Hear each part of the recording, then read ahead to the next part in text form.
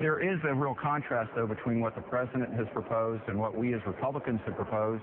We talk about and have presented a plan that actually balances the budget. Betty, this is just not true with the president and the Senate. And I think if you start out with the premise that deficit spending into perpetuity is okay, then they succeeded in that. I can't saddle up with that. It's not right for our children and our grandchildren.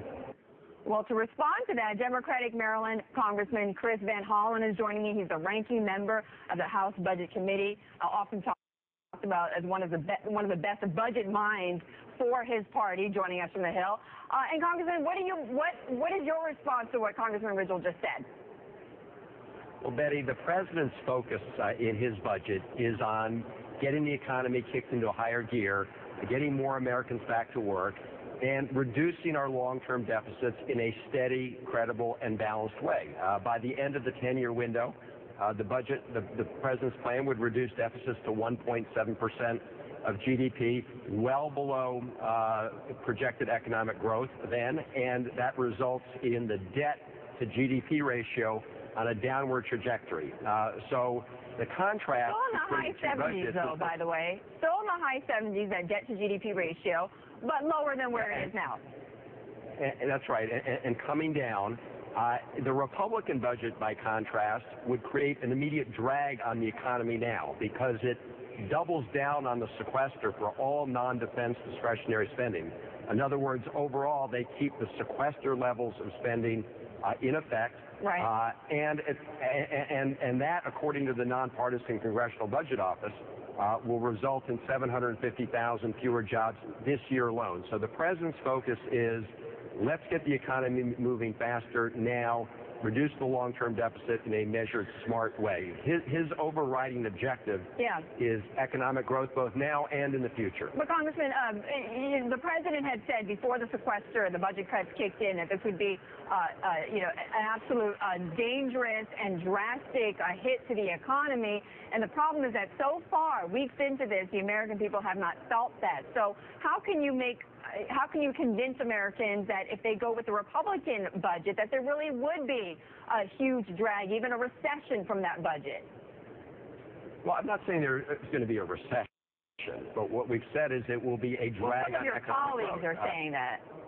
Well, look, it was never the case that the sky was going to fall the day the sequester went into effect, but I can give you a real-world example from my district. I have the CEO of a major biotech company wrote to me and said, they have applied a hiring freeze as a result of the sequester.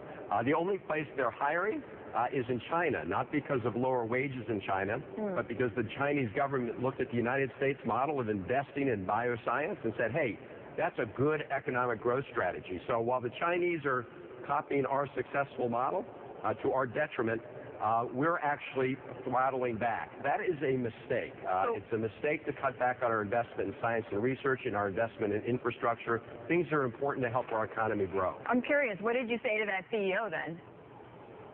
I said we're working very hard to try and replace the sequester, and that's exactly what the president's budget does, whereas the Republican budget, as I said, more than doubles the sequester cuts in these areas of science and research, R&D, things that have been a proven helpful strategy to U.S. competitiveness. But Congressman, there's an op-ed, I referred to this one earlier, Alan Blinder, who's a very reasonable voice on economics and the budget. And what he said was that, look, he gives the Obama budget a pretty good grade, but he says the insistence on revenue, on increases, tax increases, just don't reflect political reality.